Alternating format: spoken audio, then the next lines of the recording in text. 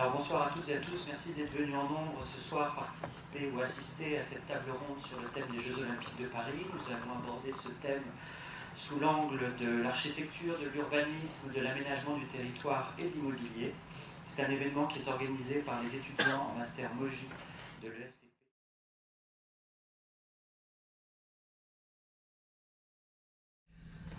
Donc voilà, à Paris, 95% des équipements sont déjà existants ou seront temporaires. Et donc, dans la prochaine heure, on va aborder en deux parties.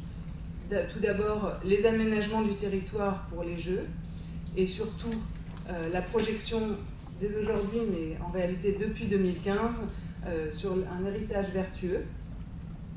Sujet que nous allons aborder avec Hélène Vic, directrice des aménagements du village des athlètes pour la Plaine Commune, Vincent Bourjaïa, directeur général de la SPL Le Bourget Grand Paris pour le cluster média Bourget Uni, et l'agence Dominique Perrault, qui est représentée ce soir par David Agudo, qui a dirigé depuis le printemps 2016 le groupement La Fabrique de la Ville, Lin, Gustafsson Porter, Topagé, Ingerop, Algoé, avec l'aide également de Steven Kaferki, expert international spécialiste des villages olympiques et paralympiques pour le GIP Paris 2024.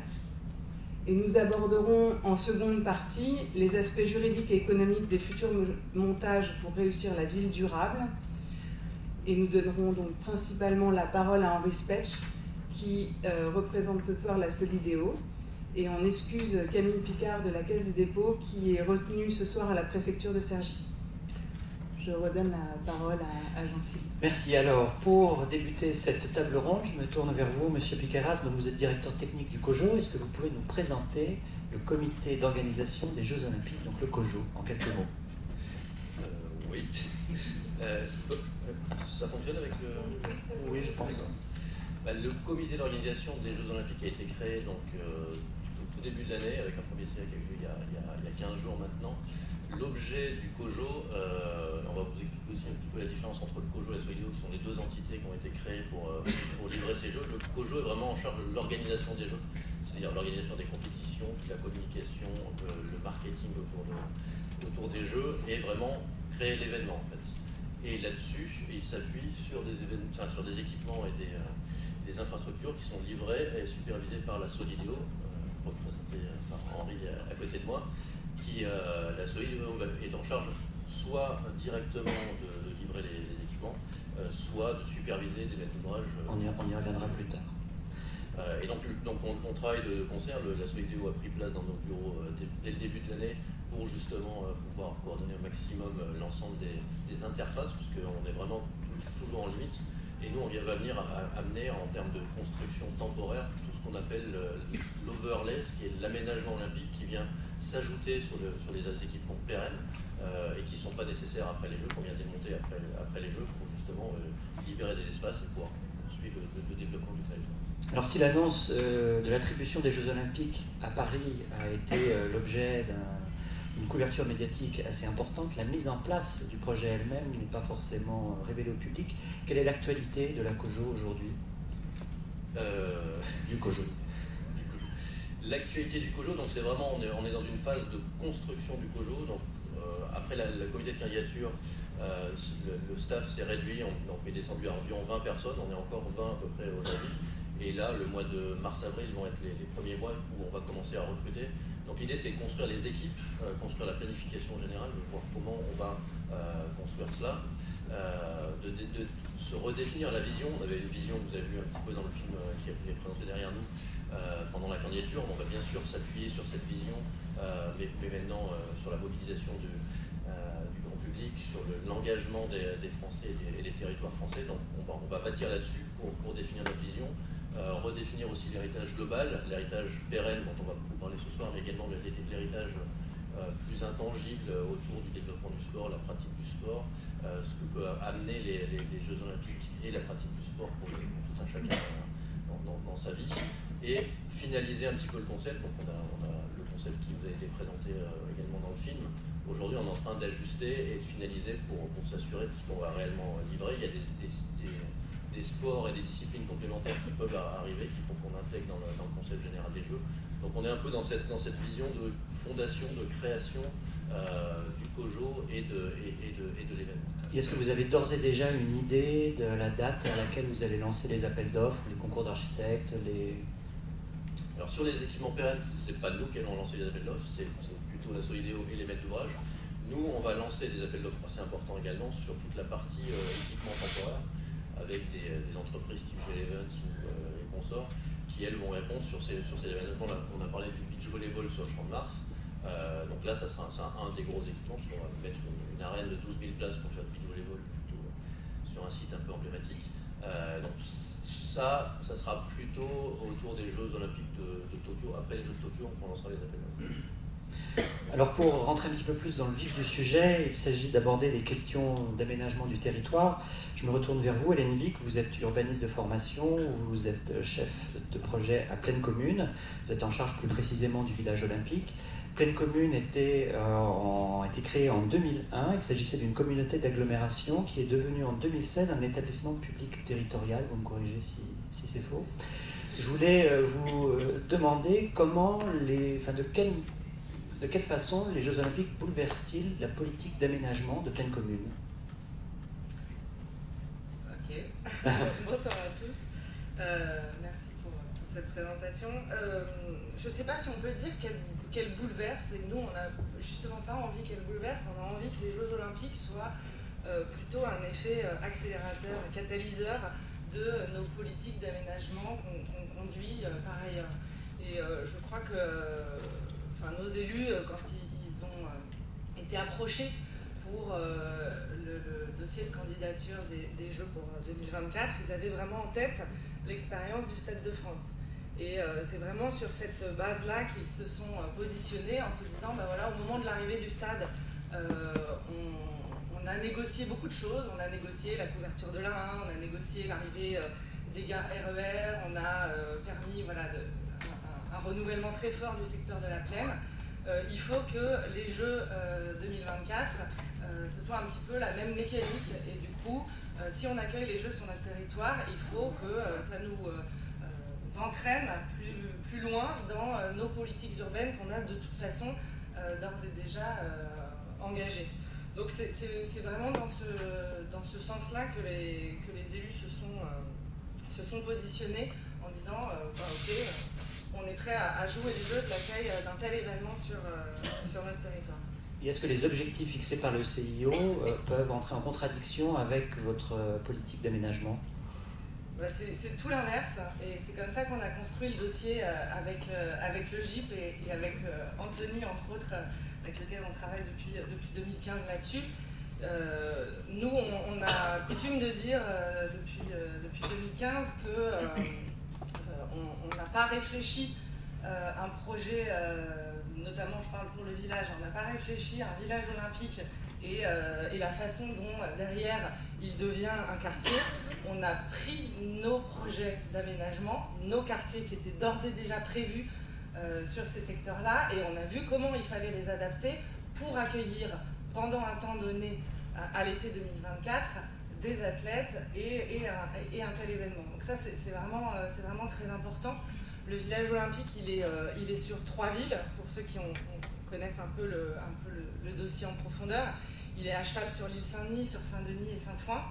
Et pour ce qui concerne l'île Saint-Denis et Saint-Denis, c'était des projets qui étaient déjà en cours. Pour certains, ils sont en phase de réalisation. Donc on a levé le crayon et on a attendu la décision du comité de candidature pour ensuite réenclencher les choses.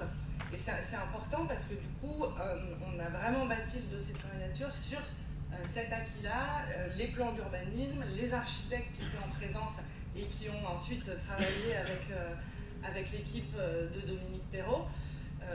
Mais on avait cet acquis. Donc c'est pour nous pas un bouleversement, mais encore une fois un accélérateur, et aussi la façon, je dirais, de booster, notamment sur le volet environnemental, un projet qui avait été déjà imaginé. Alors vous parlez d'adaptation, est-ce que vous pouvez donner un exemple ou deux d'adaptation du projet urbain de Plaine Commune? Sur l'île Saint-Denis, il y a très peu de modifications. Le projet était tellement engagé et c'était un deal politique qui a été passé dès le dossier de candidature qu'on ne viendrait pas modifier les choses.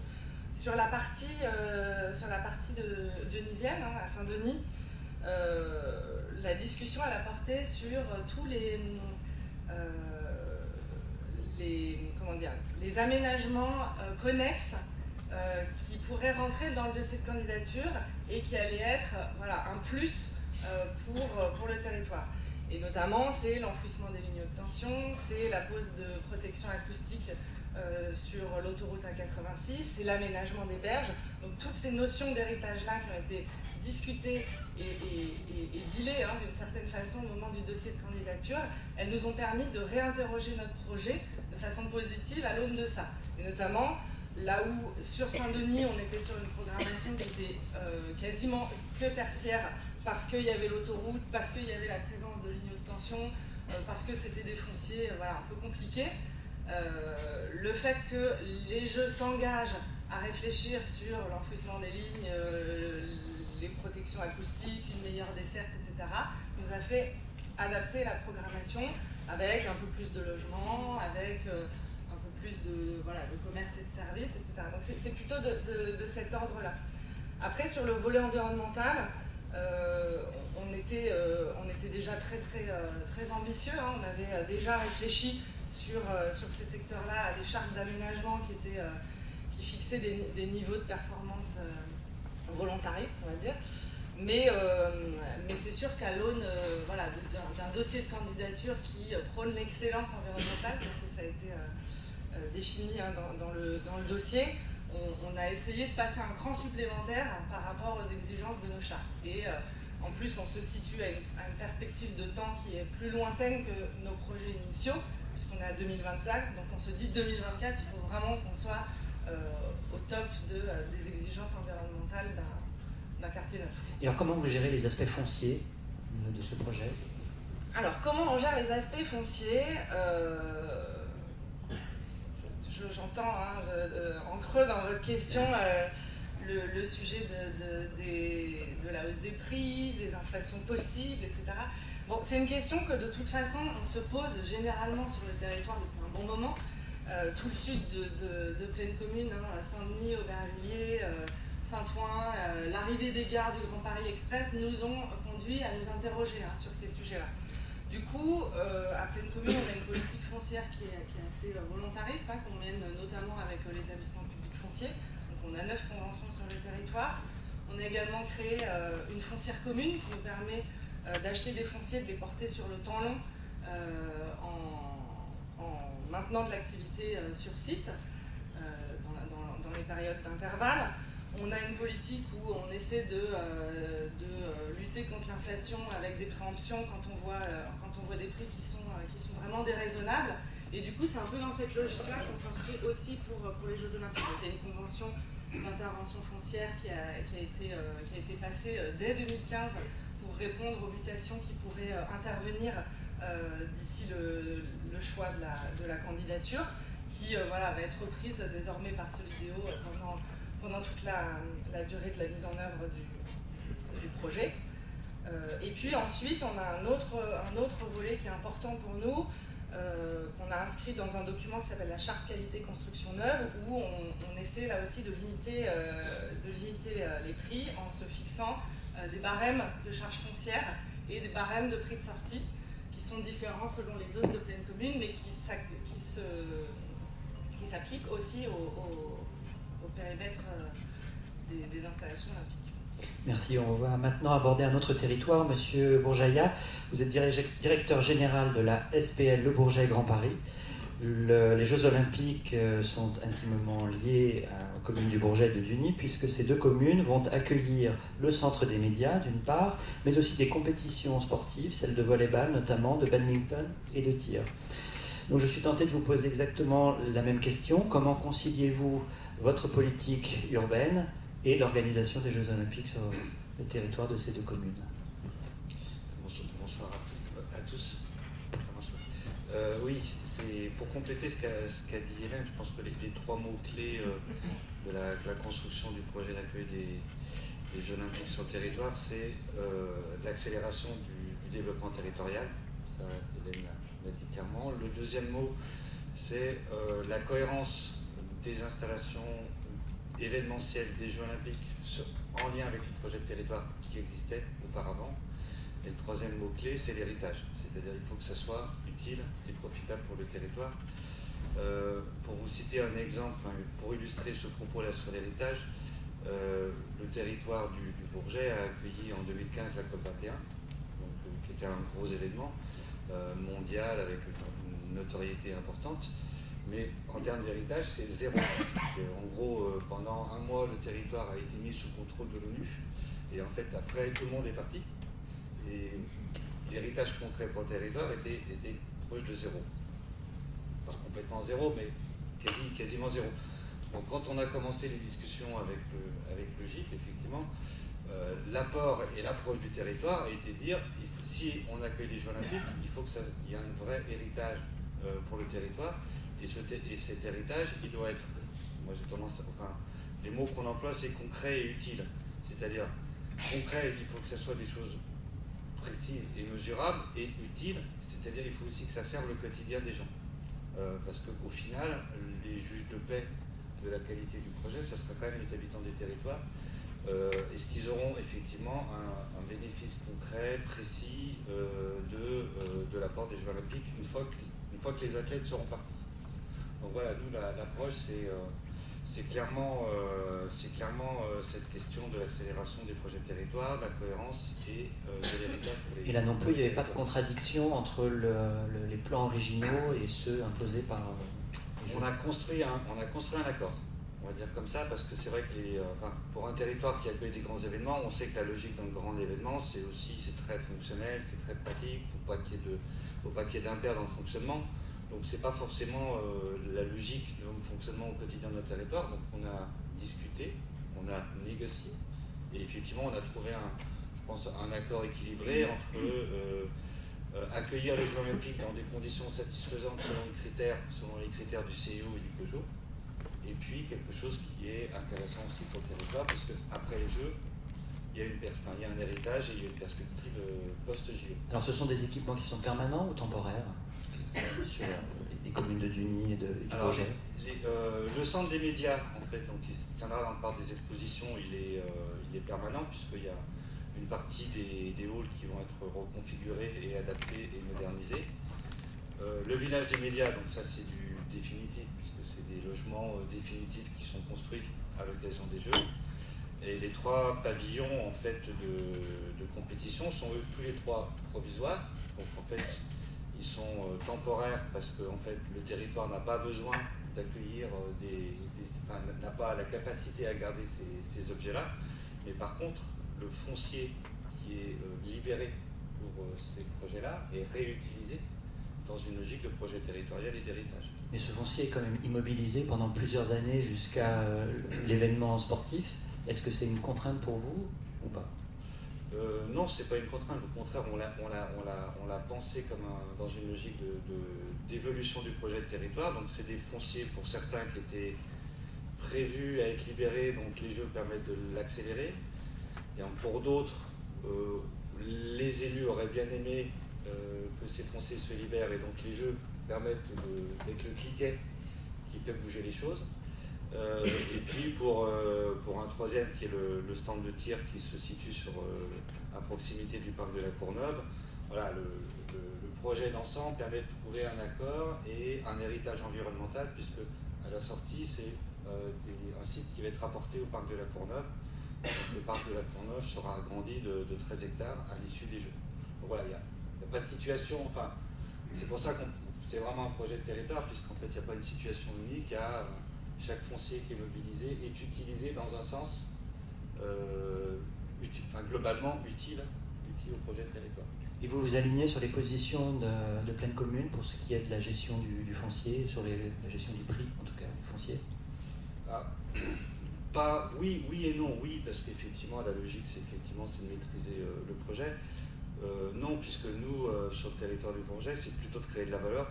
Donc on ne refuse pas fondamentalement une forme de hausse des prix. Voilà, la question sur Penco, c'est réguler, effectivement, et éviter les effets d'opportunité et d'aubaine.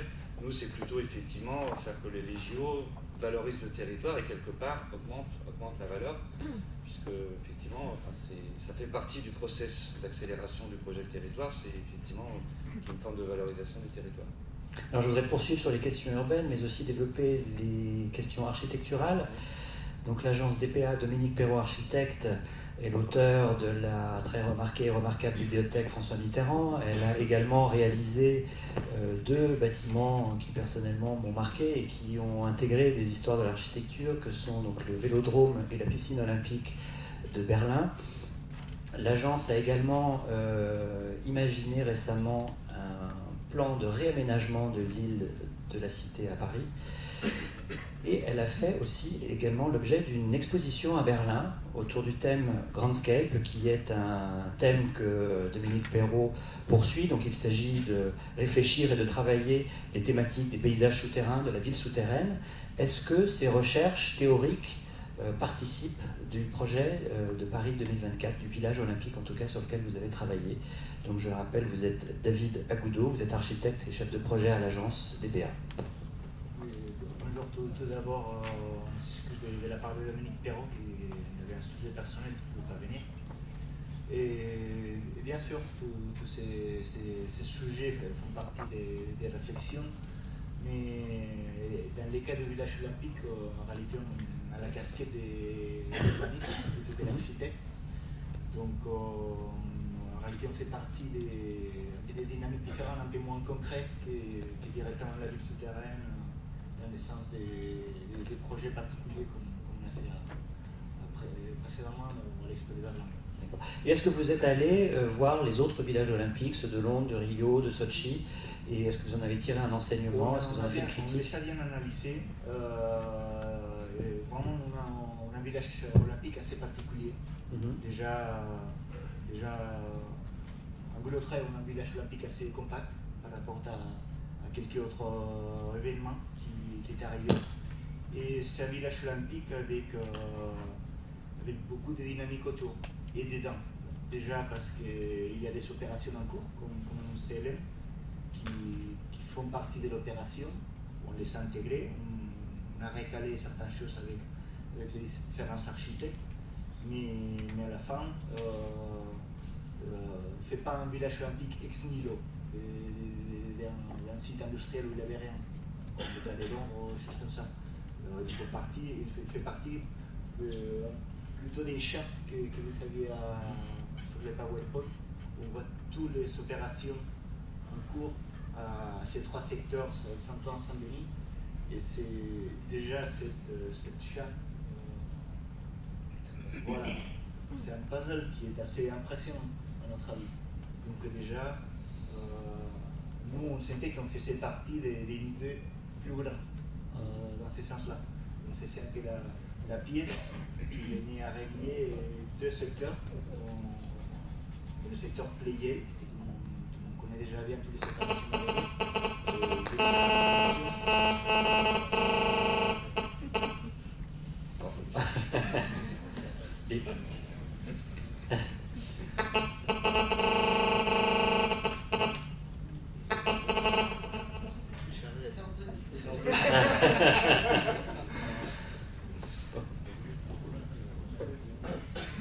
Alors reprenons le village olympique, Voilà. le puzzle. Le puzzle. Donc déjà, bien sûr, on était en train d'aménager ces pièces qui se trouvent entre la tour Pleyel, la nouvelle gare et tout le secteur de Grand Paris, et bien sûr la Seine qui fait partie du fil conducteur de la candidature. Donc déjà, on voulait bien participer au discours, à le speech de la candidature, et aussi participer et donner continuité à décider en termes d'héritage de cette liaison entre la Seine et le Pleyel. Alors vous avez mis en place dans ce schéma directeur des volumes, des gabarits, des hauteurs probablement. Comment vous avez fixé ces volumes bâtis? Et est-ce que vous travaillez avec des promoteurs? Est-ce que vous écoutez leurs attentes? Est-ce que, puisqu'on envisage l'héritage, la transformation de On abordera plus tard l'objet de la transformation, mais en tout cas, comment vous avez défini ces volumes? Déjà, par exemple, des sujets qui nous semblaient très intéressants, c'est que toutes les dynamiques qui ont été mises en place avant, par exemple, on dirait la charte des logements, des plans communs et différents éléments comme ça, ils font partie du plan de masse du village, bien sûr, et était vraiment étonnant que tous ces dispositifs qui sont déjà mis en place, quand on les testait du côté comité olympique, et on voyait si les logements d'athlètes, par exemple, ça marchait ou ça créait des impacts, en réalité, ils avaient à peine des modifications par rapport à les qualités qui sont déjà mises en place. Donc ça nous permettait déjà de penser d'une façon différente, c'est-à-dire au lieu de penser dans les villages olympiques qui sont toujours représentés, c'est un enclos et on travaille dedans. Là, on pouvait penser à l'envers, c'est-à-dire penser directement en termes d'héritage et après, avec des adaptations mineures, devenir comité olympique, on dirait, très facilement. Et alors, comment vous avez traité justement ces thèmes de flexibilité, de réversibilité? Est-ce qu'il y a des prescriptions architecturales, structurelles qui vont être données ou pas? On dirait il y a un sujet que, si on se met la casquette d'architecte, il avait un sujet qui était très simple, c'est un sujet des logements, qui est transformé en logement héritage, on dirait, un logement athlète, c'est une simplicité très simple, voilà. Juste, il y avait quelques sujets à discuter en termes des Jeux paralympiques, qui vraiment sont beaucoup plus contraignants en termes du nombre des personnes en fauteuil roulant que je trouve par rapport à la situation normale, parce que sinon, le reste ne s'impliquait pas de modifications. Là où il y a un vrai sujet, un vrai projet à développer, c'est la réversibilité des bourreaux, bien sûr. Parce que c'est, bien sûr, en termes d'héritage, on n'envisage pas un quartier monofonctionnel. C'était une des prémices. On avait un quartier avec des logements, des commerces, des bureaux. Donc, bien sûr, c'est un jeu. Et qu'on a très bien travaillé avec des promoteurs, voire Vinci Immobilier qui fait ce secteur Saint-Denis. C'est cette réversibilité de comment on était capable d'héberger des athlètes dans des futurs bâtiments à bureaux. Quand Hélène Big, vous souhaitiez réagir? Oui, j'ai oublié de dire tout à l'heure, mais on a beaucoup de choses à dire, oui. Et puis du coup, selon les questions, on oublie certains sujets. Non, celui de la mixité, ça a été un des sujets assez essentiels au moment de l'accord, on va dire, politique quant à l'accueil du village olympique sur notre territoire, puisque assez classiquement, on dit qu'il faut accueillir 17 000 athlètes, et puis quand on fait 17 000 athlètes reconvertis en logement, ça fait 3 500 logements. Et là-dessus, on a eu des discussions serrées avec le GIP, parce que nous, nos élus, ils étaient vraiment contre cette réversibilité un peu facile qui serait de dire, l'équation c'est 17 000 athlètes, 3 500 logements, et au contraire, porter l'idée d'un quartier mixte dans lequel on allait retrouver des logements, des bureaux, etc. Et du coup, pour éclairer ce que disait David, la question de la reconversion du logement pour athlètes en bureau nous a pas mal occupés, puisque c'est assez nouveau. On n'a pas, ou en tout cas pas à ce volume-là, réfléchi jusqu'ici dans le cadre des villages olympiques à une reconversion en bureau. Et notamment, sur les 300 000 m² qui vont être construits dans le village olympique, on a 100 000 m² de tertiaire. Donc on a bien, sur ces 100 000 m² de tertiaire, à un moment donné, ils vont devoir accueillir des athlètes. Donc on a travaillé de façon hyper fine les plans d'étage courant des logements classiques, des bureaux, des logements étudiants, pour voir ensuite s'ils pouvaient accueillir les athlètes et de quelle façon, et quels étaient l'avant et l'après, et en essayant de minimiser évidemment, parce que c'est dans l'intérêt de tous, les interventions après coup. Donc aujourd'hui, vous connaissez d'ores et déjà la part de logements qui sera transformée en bureau, ou c'est encore à l'étude? Oui. Oui, on a une programmation qui Alors, est assez est-ce que fixe. vous pouvez Après, elle nous- peut évoluer dans le temps. Vous avez un chiffre à évidemment. nous donner mais sur la part de Moi j'ai de 10 bureau 000 m², mais j'ai juste lu. Non, c'est 100 000. 100 000. En fait, en deux mots, le village olympique, c'est 300 000 m² à Voilà, construire. Sur ces 300 000 m², il y a 100 000 m² de... Là, je parle du programme héritage. Hein. Il y a 100 000 m² d'activités économiques tertiaires. Il y a 2200 logements familiaux. Il y a 900 logements spécifiques. Et il y a beaucoup de locaux, mais alors je n'ai plus le nombre exact en tête, peut-être 30 000 m² de locaux d'activité, services, coworking, commerce, etc. etc.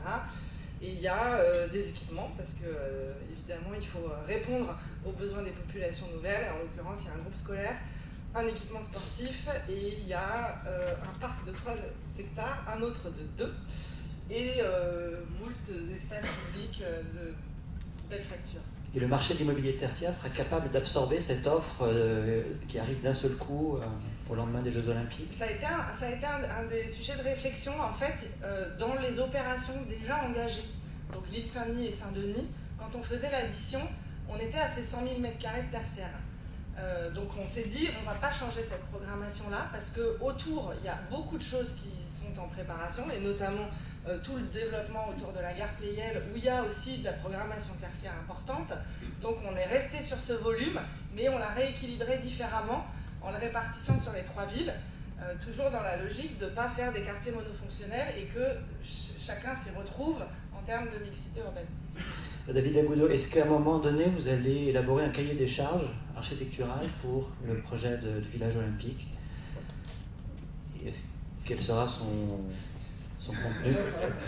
Non, on l'imagine bien, mais est-ce qu'il y a des prescriptions formelles, structurelles, qui feront partie du... Il y a des urbanistes qui laissent une marge de liberté, d'autres qui sont beaucoup plus stricts. Comment vous allez gérer cet aspect-là? Oui, c'est la question. Bon. Déjà, on a tracé un plan directeur qui est assez simple en termes d'emprise bâtie. Il y a beaucoup de bâtiments séparés les uns des autres avec certaines distances à respecter. Et un élément qui était très clair était tracé depuis le début, c'est cette idée de continuer certaines séries de lignes qu'on voit aujourd'hui avec la halle de la cité du cinéma. Donc on a en réalité comme des lignes, des bâtiments qui créent des cœurs d'îlots d'un côté et des rues de l'autre, toujours avec une certaine perméabilité et cette perpendicularité à la Seine.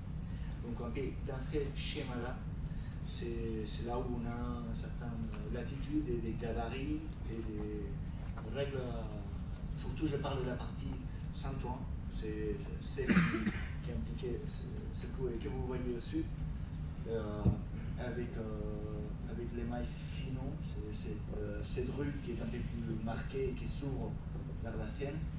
C'est là où il y avait, on dirait, il n'y avait pas des opérations en cours. Partie nord, c'est la partie universelle qui était déjà en cours, une partie prolonge. Voilà. Monsieur Piquera, je me retourne vers vous. Est-ce que vous êtes garant de toutes ces idées-là, de toutes ces positions-là? Quelle est votre place dans ce... Pardon? Pardon? Bon, je n'ai pas compris, excusez-moi. C'est la gouvernance. Pour répondre à Oui. votre question. En fait, on a travaillé ensemble depuis le début. En fait, pour tout vous dire, au tout début, on avait défini un certain nombre de sites de villages potentiels. Celui-ci a été choisi pour l'apport que ça pouvait apporter à la fois pour les jeux, pour les athlètes, pour l'environnement général des athlètes avec la proximité de la Seine, etc. Et également pour le développement et l'alignement avec les plans à long terme du territoire. Par rapport à votre question que vous avez posée avant sur ce qui s'est passé avant Londres, Rio, etc. Contrairement à ces sites-là où en fait le village a été le déclencheur pour le reste, là, le village a dû s'intégrer dans des plans de développement qui étaient déjà lancés. Donc, la gare du Grand Paris Express qui est à 800 mètres du village et qui était clairement un élément extrêmement important. On aura les lignes 13, 14, 15, 16, 17 à échéance 2024, plus le lien avec le RERD pas très loin, plus la gare. Donc, on a quand même un vrai pôle d'attractivité pour 2024 et les années futures qui permettent aussi de confirmer un peu la commercialité de ces espaces-là. Enfin, on sait que ça va être un pôle attractif. Donc, on a travaillé ensemble avec les équipes de Dominique Perrault, avec les pleines communes, depuis 3 ans pour justement arriver à ce plan-là. Donc, on partage parfaitement tout ce qui a été dit. Pardonnez-moi, je vais mettre les pieds dans le plat. Et la question du coût? Du coût de l'opération, des surcoûts, on parle de surcoûts. Comment vous réagissez par rapport à... Là-dessus, on est vraiment dans une phase d'analyse. Donc, comme je vous l'ai dit tout à l'heure, on est vraiment dans une phase globale de revue de projet pour voir où on en est par rapport justement. Le marché a changé depuis 2 ans, au moment où on a fait des bilans d'opération. Donc, on est en train de regarder ça avec Solideo, avec l'ensemble des parties prenantes pour définir ce qui avait été prévu, ce qui est aujourd'hui prévu, parce qu'on découvre aussi des choses, on va plus loin dans les études, on découvre des nouveaux éléments. Donc, on est vraiment dans cette chose-là. Et après, en fonction de cette analyse-là, on va voir comment on ajuste les plans en fonction de la réalité économique du sujet. Donc aujourd'hui, on est dans une étape et on devrait normalement finaliser tout ça pour l'été. Alors si on veut aborder des aspects plus économiques, je me retourne vers vous. J'ai oublié votre nom, excusez-moi. Henri Spetch. Vous êtes chargé de mission à Solideo. Est-ce que vous pouvez déjà dans un premier temps nous présenter la Solideo? Bonsoir à tous. Donc, la Solideo est la société de livraison des ouvrages olympiques qui a été prévue par la loi en 2017, début 2017, et créée formellement par décret à la fin de l'année 2017 pour justement se charger à la fois de la maîtrise d'ouvrage des villages, des 2 clusters et du village olympique et du village des athlètes, et assurer une supervision de l'ensemble des maîtres d'ouvrage publics en charge des objets qui accueilleront les différentes épreuves olympiques. Donc il y a 2 métiers fondamentalement qui se côtoient au sein de la Solideo, la supervision et la maîtrise d'ouvrage directe. Alors la Solideo, ça permet également de simplifier les relations entre l'ensemble des financeurs, comme on a une foultitude de financeurs, à la fois l'État, de très nombreuses collectivités, et également des parties prenantes très importantes que sont à première échelon le COJO, mais aussi le CNOSF et un certain nombre d'instances qui ont une vision directe sur l'événement et sur l'organisation des Jeux. On a à peu près une trentaine de maîtres d'ouvrage à coordonner et derrière une quarantaine d'objets différents qui sont sous la responsabilité de ces maîtres d'ouvrage. Si on faisait un exercice de combinatoire, on serait à près de 2700 combinaisons possibles. La Solideo, elle permet de simplifier ce schéma-là. De dire, finalement, il y a un organisme, un établissement public qui fait l'interface entre les financeurs, les parties prenantes et les maîtres d'ouvrage publics qui pilotent, ou certains privés, on a 2 privés de souvenirs, qui pilotent chacun cette quarantaine d'objets différents. Alors comment vous allez faire des appels d'offres? Comment vous allez travailler avec ces on a autres déjà acteurs? commencé, heureusement. Alors déjà, ce que je voulais, c'est juste un tout petit peu dézoomer et dire finalement le rôle fondamental de la Solideo, c'est d'appuyer le COJO sur à la fois cette dimension de maîtrise d'ouvrage, de pilotage des infrastructures et des superstructures, et avec une question qui va nous tarauder, je pense, pendant 6 ans, qui est qu'est-ce que la France veut témoigner au monde de son savoir-faire en matière de maîtrise d'ouvrage, en matière de projets urbains, et je pense que c'est une clé d'entrée extrêmement importante et qui va nous accompagner pendant les 6 ans qui viennent. Et avec un sujet qui est celle des échelles de temps. C'est-à-dire, on a une première échelle de temps qui est 2024, les Jeux Olympiques, qu'est-ce qu'on veut présenter au monde avec l'ensemble des objets qui seront produits. Une deuxième échelle de temps qui est la question de l'héritage. Qu'est-ce qu'on fera, qu'est-ce qu'on veut montrer en 2025, en 2026, qu'est-ce qu'on veut léguer aux populations, et ça je pense que c'est tout le sujet de l'héritage qui est là, qui est finalement on associe à la fois la communauté nationale, le pays entier derrière cet événement, et on associe aussi les populations de Seine-Saint-Denis en particulier, et je pense que là il y a un sujet qui est extrêmement important à traiter, à quoi ressembleront les quartiers en 2025 et 2026, et je crois que c'est une des questions fondamentales.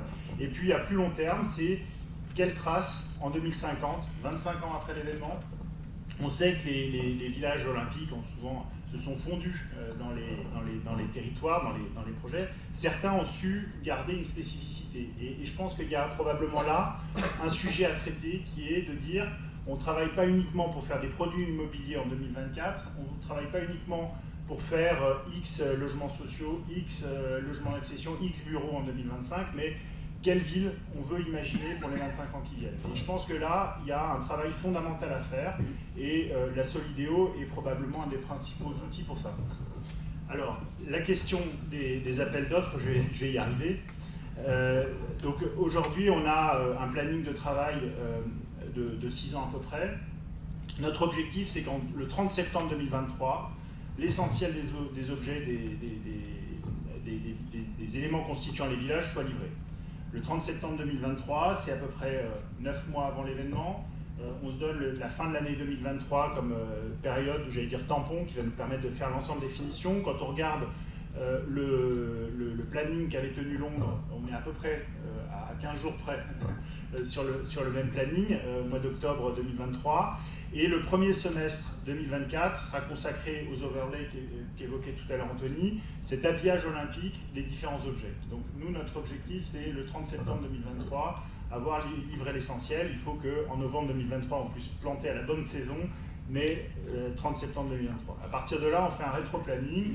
On considère que globalement, on a 3 ans de travaux, ce que j'appelle le temps de cuisson, et on souhaite que ce temps de cuisson soit incompressible. C'est-à-dire que dans beaucoup trop de cas, on a tendance à se dire on va gagner sur le temps des travaux, et c'est là où les dérapages de coûts sont constatés. Donc on a, nous, quelque chose d'essentiel qui est de dire on garde ces 36 mois, on les sacralise, on dit c'est le temps de la construction, de l'aménagement, etc. Donc à partir de là, on a un devoir, c'est d'arriver en temps et en heure en 2020 en ayant bouclé l'ensemble des procédures préalables et l'essentiel des diagnostics qui sont fort nombreux. Donc c'est ce travail des 24 mois qui viennent, c'est d'optimiser ces 24 mois, et donc notre objectif c'est d'être le plus efficace possible à partir de maintenant, et même depuis la fin de l'année 2017, sur les 24 mois qui viennent. Alors, sur les 24 mois qui viennent, on a déjà lancé des appels d'offres, et notamment 2 appels d'offres de maîtrise d'œuvre urbaine sur les deux villages. On a lancé ça courant février, on a reçu les candidatures la semaine dernière. Donc on a déjà lancé des appels d'offres sur la partie prestations intellectuelles qui nous permet d'asseoir le dispositif. Avant qu'on arrive, et avant que la Solideo ne soit créée, avaient été anticipées les questions d'études d'impact, qui est quand même un gros sujet pour n'importe quel maître d'ouvrage public. Et donc depuis l'été 2017, on a plusieurs bureaux d'études qui travaillent à la constitution de ces études d'impact, dont on a donné pour objectif qu'elles soient déposées à l'autorité environnementale fin juillet, de façon à ce que derrière, toutes les procédures découlent en termes de DUP, de mise en compatibilité des documents d'urbanisme sur les sujets dont on a la maîtrise d'ouvrage directe. Donc voilà, donc on voit que la machine est enclenchée. Il y a beaucoup de promoteurs dans la salle. Donc la question, j'allais dire, des cessions de charges foncières se posera réellement sur l'année 2019, et l'année 2019 sera l'année charnière de ce point de vue-là sur la cession des droits à construire, sur les sujets qui nous concernent. Et la question de la propriété, qui est propriétaire, à quel moment? Alors c'est une question peut-être un peu naïve, mais... Alors, la propriétaire de quoi? Du village, des constructions du village. Ouais, il y a plusieurs sujets en un. Sur la propriété, il y a la question de la propriété des espaces publics. Donc là, on travaille de manière extrêmement rapprochée avec les collectivités sur la définition de ce que sont ces espaces publics. On ne part pas d'une page blanche, il y a tout le travail qui a été fait sur la candidature, et donc on s'appuie sur cette matière-là. Donc de manière assez logique, comme dans n'importe quel projet d'aménagement, les espaces publics retourneront aux collectivités à l'issue du travail préparatoire aux Jeux Olympiques, avec probablement une phase qu'on appelle une phase de réversibilité, y compris sur les espaces publics, qui se déroulera probablement sur une grosse année après les Jeux Olympiques. Et il y a un exemple assez fort qui est celui du parc dans le village olympique, qui lui sera créé sur la surface, l'esplanade qui aura servi pendant la phase olympique de gare routière. Voilà. Donc, il y a ce travail de réversibilité. Et donc la question de la propriété vis-à-vis des collectivités sur l'espace public est quelque chose qui aujourd'hui ne pose pas de problème dans la mesure où ça fait partie d'un process classique d'aménagement. Et puis après, il y aura une cession de droit à construire sur les bâtiments, comme on le fait de manière, j'allais dire, classique avec des promoteurs ou avec des bailleurs sociaux, le cas échéant. Alors au moment des Jeux Olympiques, le village olympique, qui est propriétaire du village olympique, qui assure la gestion de cet immobilier-là? Alors là, on aborde une question qui est ce qu'on appelle entre nous, dans le jargon, le trait de côte. C'est la limite d'intervention entre la Solidéo et le COJO. C'est-à-dire que le village olympique, pendant la phase olympique, sera probablement un des endroits les plus surveillés et les plus étanches après l'île Longue. Pour ceux qui ont quelques notions de marine, on est dans un amphithéâtre de la marine. Donc, voilà, donc on sera sur une enceinte extrêmement étanche et donc avec une gestion qui répondra à ces contraintes du site. Et donc à ce moment-là, le COJO sera en situation de gérer le village olympique et avec des conditions de sécurité assez draconiennes. Voilà. Avec une estimation qu'on avait fait entre nous, on parle souvent des 17 000 athlètes, mais en réalité c'est 17 000 plus à peu près 4 000 à 5 000 personnes pour la gestion du village lui-même. Donc en réalité c'est une ville de 22 000 personnes qui fonctionnera pendant la phase olympique et qui sera sous la gestion du COJO. Est-ce que vous avez un mot à dire justement sur cette gestion ou pas? Sur la gestion, justement, oui, il va y avoir une mise à disposition du site pendant on va dire début 2024. La date, aujourd'hui au 1er janvier, on va l'optimiser en fonction de l'avancée des travaux. Et donc après, on va prendre les bâtiments. Il y a la transformation, justement, l'aménagement de l'ensemble des logements d'athlètes qui vont être faits. Il y a la création du restaurant des athlètes. Donc c'est un restaurant qui sera dans la grande halle de la Cité du Cinéma qu'on voyait sur le film, peut-être qui passe également dans les différentes diapos. Donc il y a vraiment toute la partie opérationnelle du jeu qui va être créée avec des cuisines énormes pour être nécessaires. De la même façon, une logistique interne au village. Donc le village sera fermé et sécurisé. Ça sera le site le plus surveillé au monde, ce que disait Henri. Donc là, on a une vraie couche opérationnelle à mettre en place dans les 6 mois entre le 1er janvier et début juin pour être prêt pour l'ouverture du village qui est prévue au mois d'août. C'est une vraie ville qui démarre au 1er janvier pour être prête à l'été et pour accueillir les athlètes pendant les Jeux. D'accord. Merci beaucoup en tout cas pour vos réponses. Est-ce que vous voulez réagir les uns les autres par rapport à ce que vous avez pu dire ce soir? Donc je donne la parole à la salle. Parce qu'effectivement, le jeu de questions-réponses a été très rapide, donc peut-être des choses qu'il fallait rajouter. Peut-être, moi je voulais rajouter un petit mot que je n'ai pas évoqué tout à l'heure, mais parce que la question n'était pas orientée comme ça, mais sur D'ailleurs, Vincent l'a dit un petit peu sur l'enjeu d'une réponse avec l'accueil de ces jeux aux préoccupations de nos populations. Là, on était vraiment très sur l'aménagement, mais ça, c'est un élément qui est assez essentiel pour le territoire et pour nos élus. C'est celui que ça serve directement à nos populations. Alors que ça serve évidemment dans les projets urbains qui vont être construits, que la programmation de logement elle soit bien en cohérence avec les attendus, qu'il y ait un pourcentage de logement social idoine, etc., etc. Mais aussi, et c'est moins le sujet de ce soir, mais c'est important, c'est aussi qu'il y ait des retombées locales pour le territoire, et notamment des retombées en matière d'économie et d'emploi. Alors, on a des majors dans la salle et on sera très content de tous travailler ensemble. Pour autant, on veut aussi que l'accueil des Jeux, ça soit le moyen de travailler avec les acteurs locaux, avec les TPE, les PME du territoire, et que voilà, il y ait un aller-retour important qui s'opère, qui est aussi un sujet d'emploi pour nos populations. Et à ce titre, on a travaillé avec les collectivités qui sont parties prenantes, donc avec Terre d'Envol, avec la ville de Paris, avec le département, avec les autres collectivités autour, pour mettre en place des clauses d'insertion, pour qu'il y ait une accessibilité des marchés aux TPE, aux PME, etc. Donc c'est moins le sujet de l'aménagement et de l'urbanisme, mais c'est assez essentiel dans le choix qui a été fait par nos élus de l'accueil de cet événement. Merci, est-ce que vous avez...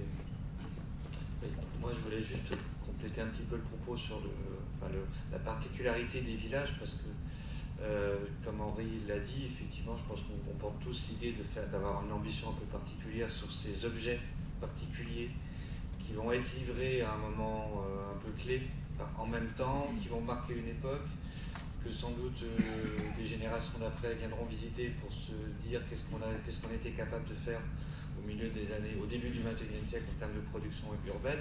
Donc c'est vrai qu'il y a un vrai sujet effectivement sur la qualité de la conception des quartiers et des logements. Je pense qu'il y a un enjeu collectif qui est de ne pas faire,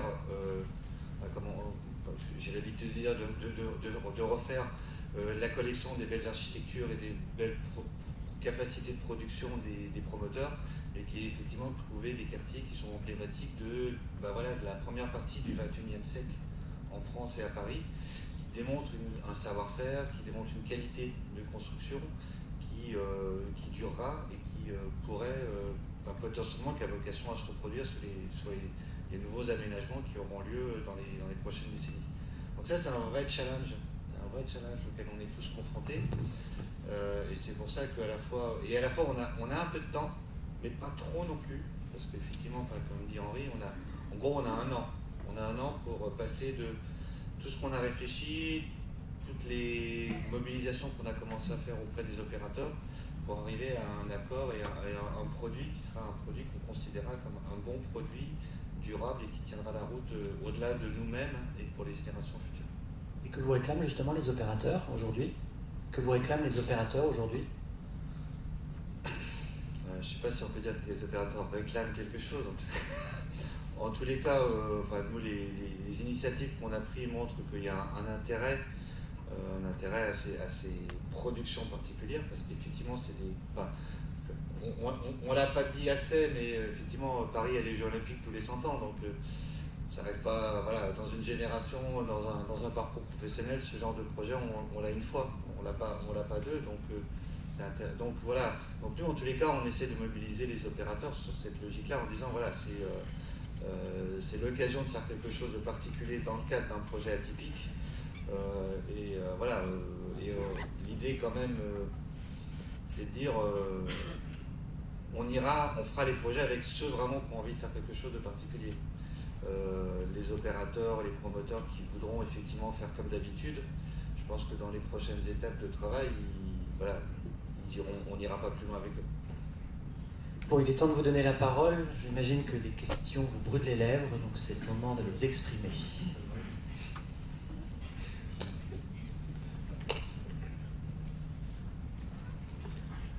Bonsoir, je suis Yvan Roulier de Lafarge-Holcim.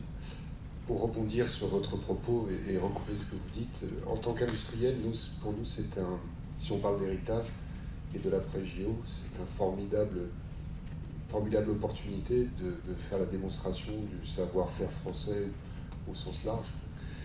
Les filières de la construction, vous parlez des promoteurs, des constructeurs, mais derrière aussi, il y a des filières industrielles. Et je pense que la meilleure façon de se distinguer, c'est d'être innovant et de montrer pour les 25 années suivantes le potentiel d'innovation de nos industries. Donc ma question est la suivante. Comment abordez-vous la problématique de l'innovation ? Le temps maintenant est compté. Et en même temps, si on veut être ambitieux, ça veut dire qu'il faut qu'on se distingue et qu'on innove. Et qu'on construise le démonstrateur de la ville durable de demain.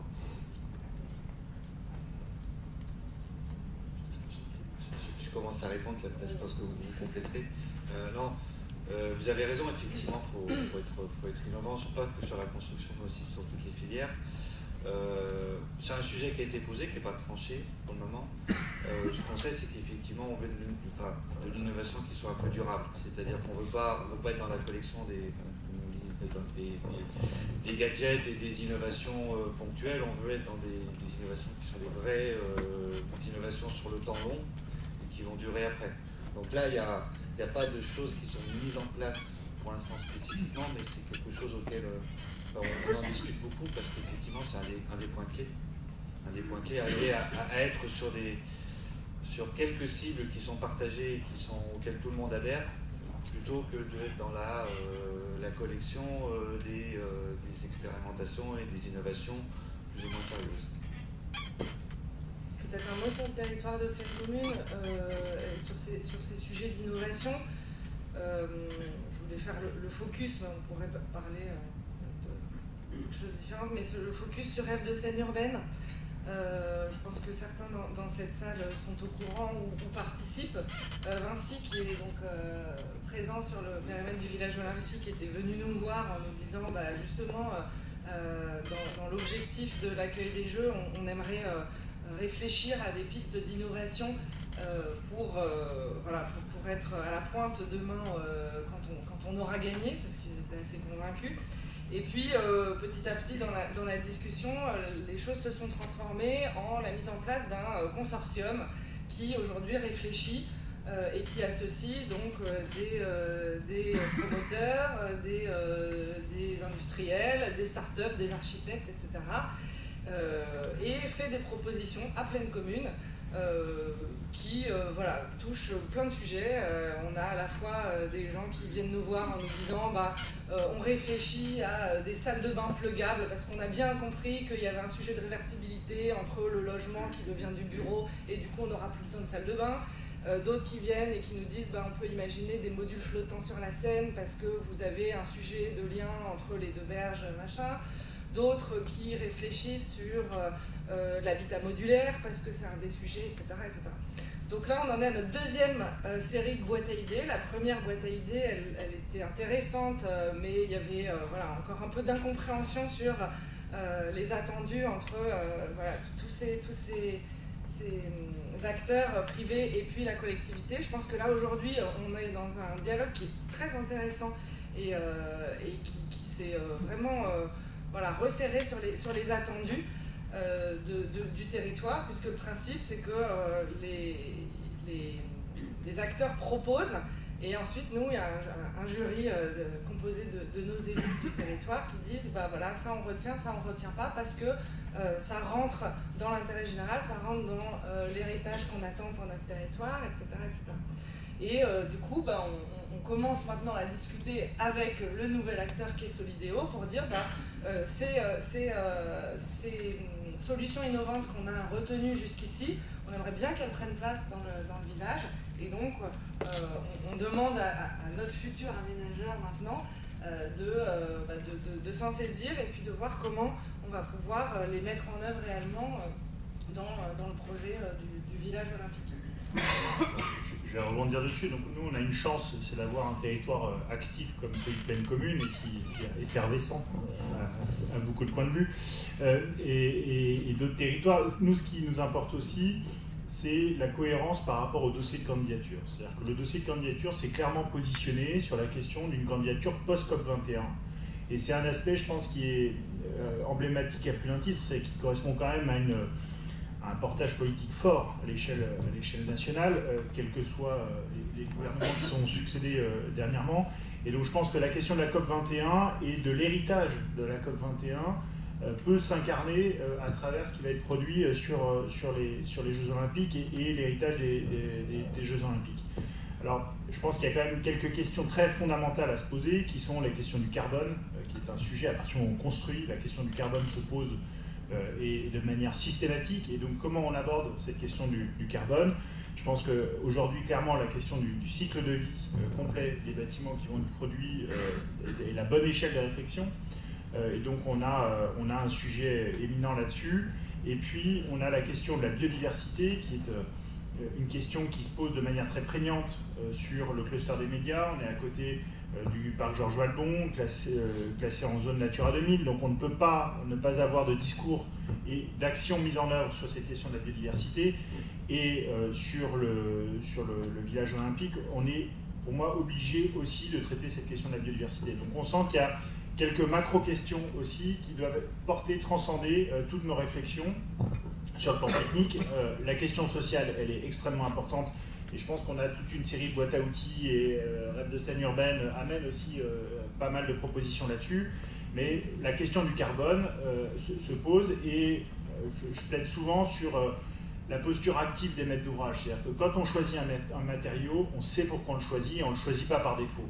Et ça, c'est quelque chose qu'on demandera à l'ensemble des acteurs qui travailleront avec nous, c'est d'être actifs et de faire des choix et de savoir pourquoi les choix sont faits. Et donc cette question du carbone, ça pose la question de l'emploi de matériaux comme le bois en structure, ça pose la question aussi de l'inertie d'un certain nombre de matériaux, c'est-à-dire que si on choisit le béton, on le choisit pour ses propriétés et non pas par défaut. Si on choisit le bois, idem, et pas uniquement pour faire plaisir à l'aménageur qui s'est dit j'ai coché la croix du bois et donc ça y est, j'ai le plus gros quartier en bois. C'est pas ça le propos. Le propos, c'est comment on arrive à produire un héritage qui ait du sens, y compris sous l'angle du cycle, de l'écologie et de la question de la décarbonation des énergies, de ce qu'on va produire de ce point de vue-là.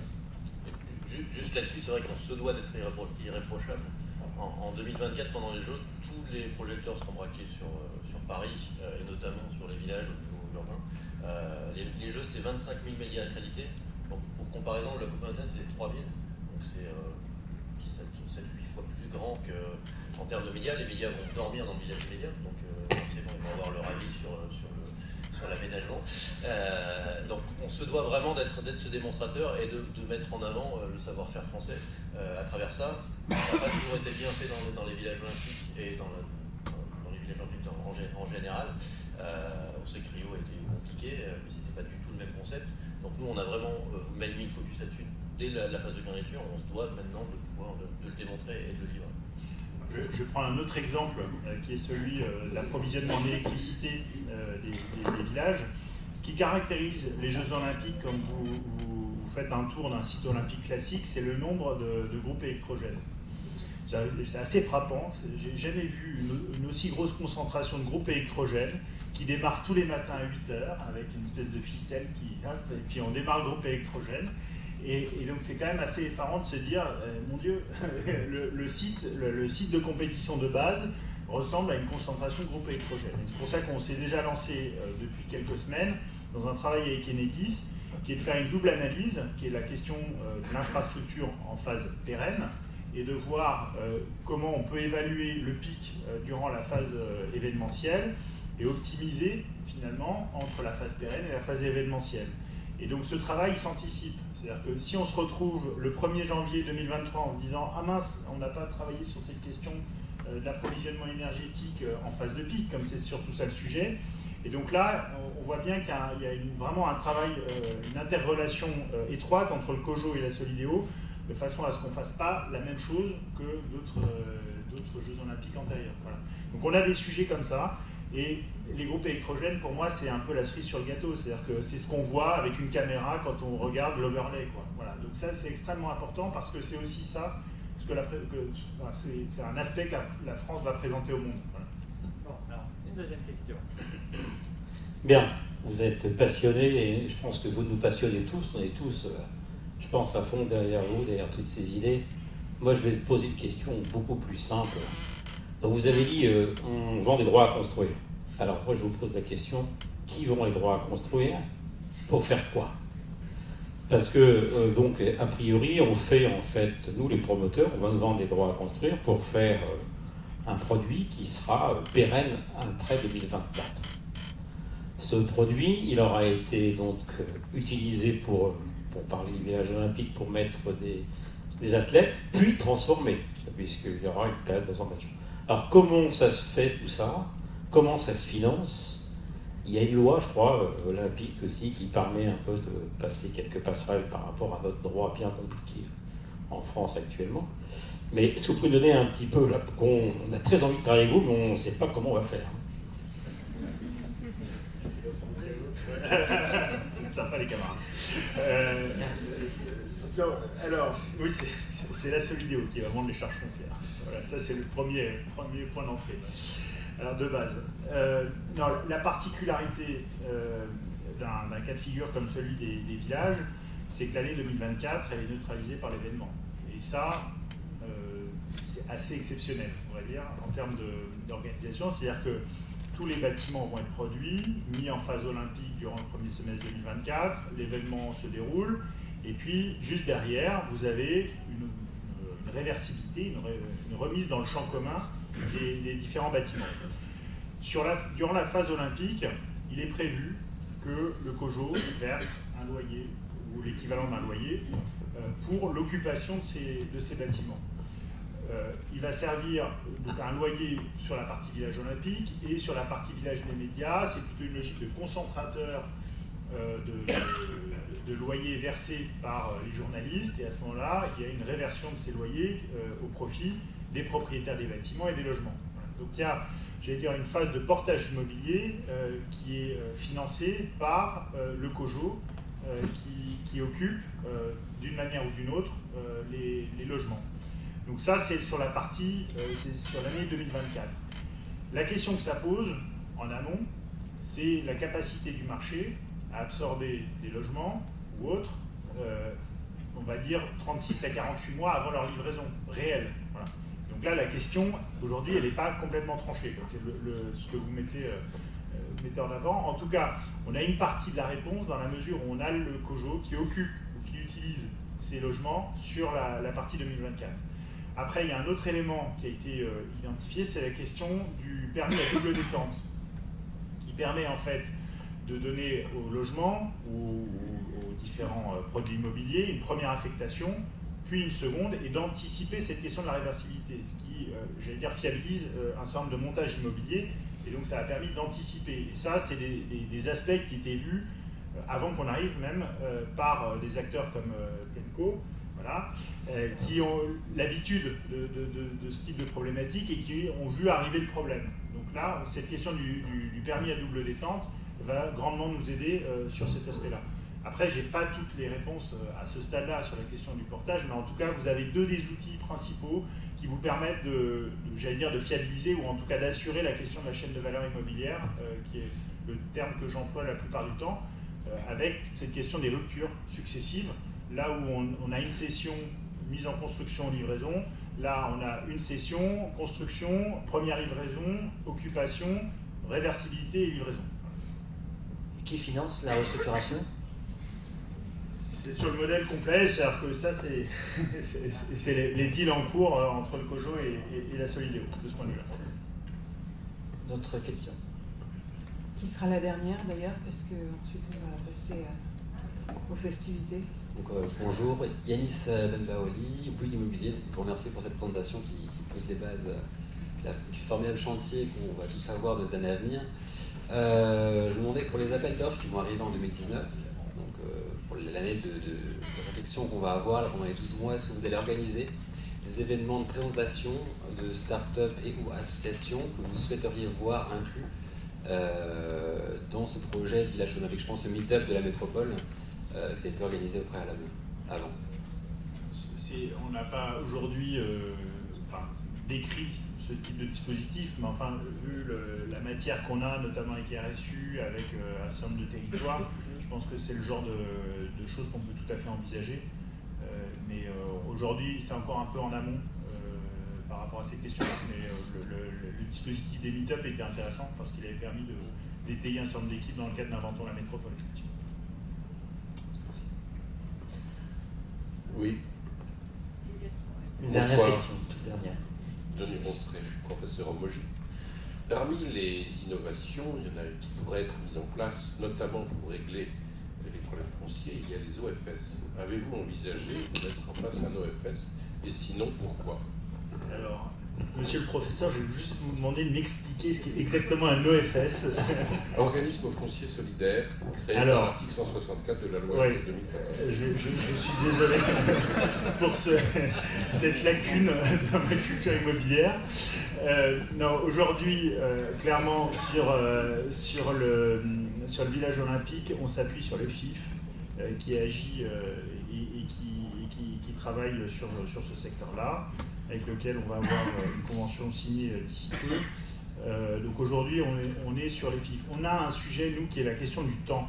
C'est-à-dire que le temps est extrêmement précieux et on est obligé, nous, aujourd'hui, de s'appuyer sur des opérateurs d'envergure et on n'a pas, enfin, au stade où on en est, on n'a pas eu la possibilité possibilité, j'allais dire, de débroussailler des solutions alternatives, notamment sur la question du portage foncier. On s'est appuyé sur les FIF pour une question de temps, de taille, de capacité à faire, etc.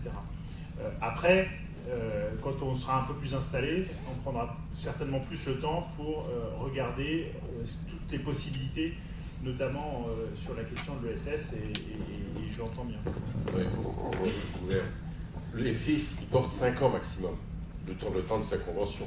L'intérêt de l'OFS, c'est qu'il porte ad vitam aeternam. C'est un outil de portage foncier. Et s'il y a un domaine où on a envie que le foncier soit porté de façon pérenne, ça peut être celui-là. Je trouve qu'il est particulièrement important.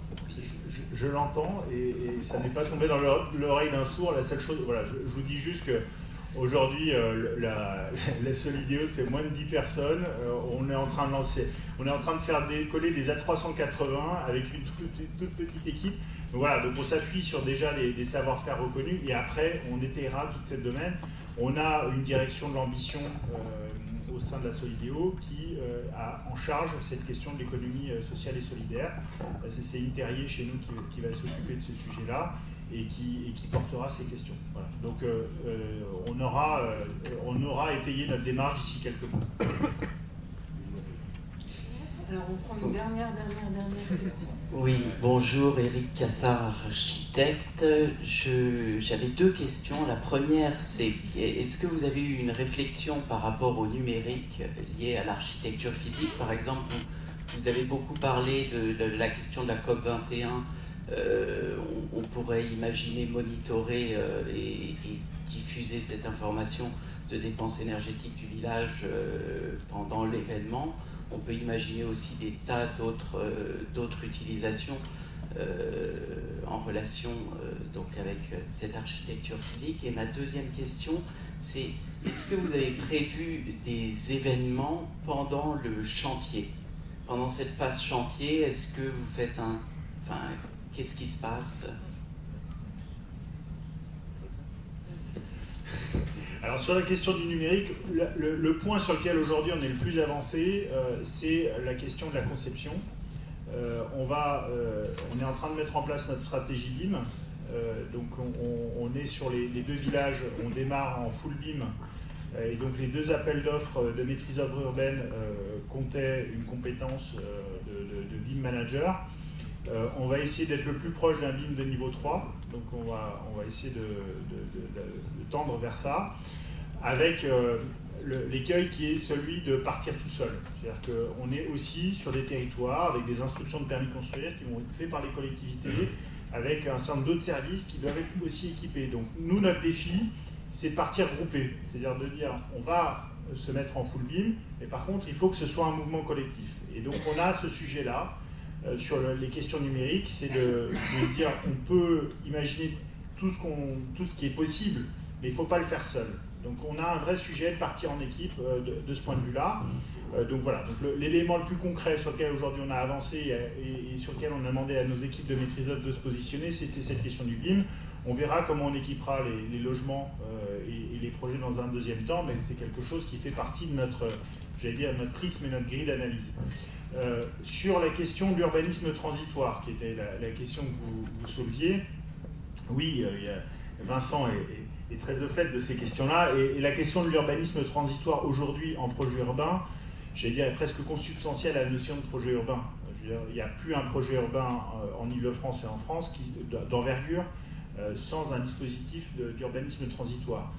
Ici, il y a quand même un caractère exceptionnel qui est aussi la question de l'événement, et donc le lien qui peut être fait entre l'événement et cette question de l'urbanisme transitoire, et dans un territoire, notamment celui de Plenco, qui est particulièrement fertile en termes de ressources culturelles à proximité immédiate. Donc c'est un élément aussi sur lequel on va être amené à travailler de manière forte. Donc pour conclure, on a compris qu'il y avait encore une petite année de mise en place, que dans un an on aura réponse à toutes nos questions, mais que surtout il ne fallait surtout pas louper l'échéance du 30 septembre 2023, qui reste l'objectif de tout le monde.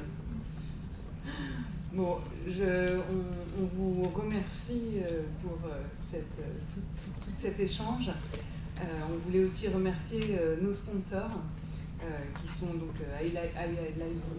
voilà, je vais y arriver, AIA Life Designers, Vinci Construction, l'association Apogée, NEMOCA et K2N, ainsi que l'école ESTP, Madame Catherine Naillet et notre responsable pédagogique Chloé Langlais